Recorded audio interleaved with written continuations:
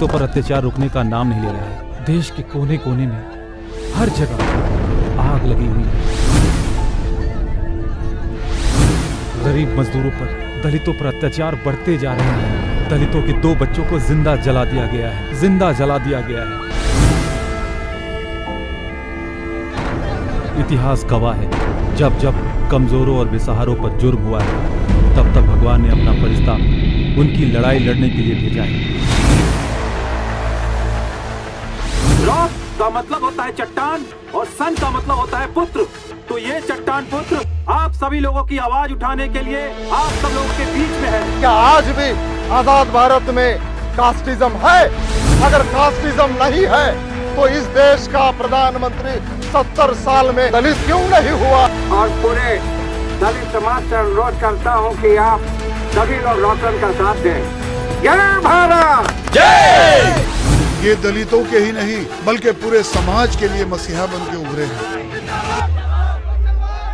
इसने अपने भड़काऊ भाषण में भेदभाव की नीति अपनाई है, अराजकता फैलाने की कोशिश की है। इस पल के बाद हिंदुस्तान का एक एक दलित तहे दिल से तुम्हारे साथ है। ये तो मेरा सौभाग्य है, आप जैसे नेता मुझे समर्थन दे। पंचायत समिति, जिला परिषद, ये जो रोटेशन सिस्टम है, ये सिस्टम सीएम और पीएम पर क्यों नहीं लागू होता? ये भी रॉक्सन की मांग है। रॉक्सन, तुम बिल्कुल चिंता मत करना, पूरा समाज तुम्हारे साथ है। 90 करोड़ जनता इस मांग के लिए मेरे साथ रहेगी और 2019 तक ये मेरा मिशन कामयाब होगा। मामला बहुत आगे निकल चुका है, हालात आगे जाके क्या करवट ले सकती है समझ में नहीं आता। मुल्क की आजादी के 70 साल बाद भी आज तक किसी दलित को प्रधानमंत्री नहीं बनाया गया। ये है माइनॉरिटी और ये क्या है मेजोरिटी।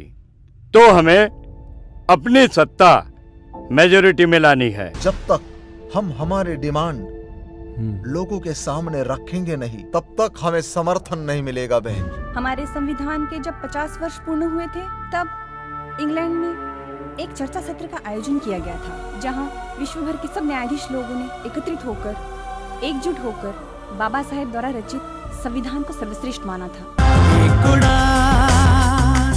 एक उड़ान हौसलों से भरी उड़ान। हमारी पार्टी महात्मा गांधी जी और अंबेडकर साहब के विचारों के ऊपर चलती है। हाँ, ये सही है कि महात्मा गांधी जी ने देश को आजाद कराया, पर हमें आजादी कहाँ मिली? हम तो अछूत के अछूत ही रह गए। हमें आजादी दी डॉक्टर बाबा साहब अम्बेडकर जी ने। महर्षि वाल्मीकि ने रची है रामायण यहाँ, महर्षि व्यास जी ने रचा महाभारत यहाँ, भगवान बिरसा मुंडा ने जलाया दीप क्रांति का, बाबा साहब ने दिया है संविधान उजियारा। ये भारत है संत महापुरुषों की धरा, किसी नवाब की जागीर तो नहीं, किसी नवाब की जागीर तो नहीं, सबको है बराबरी का हक तो फिर यहाँ, सबको है बराबरी का हक तो फिर यहाँ, दलित प्रधानमंत्री क्यों नहीं?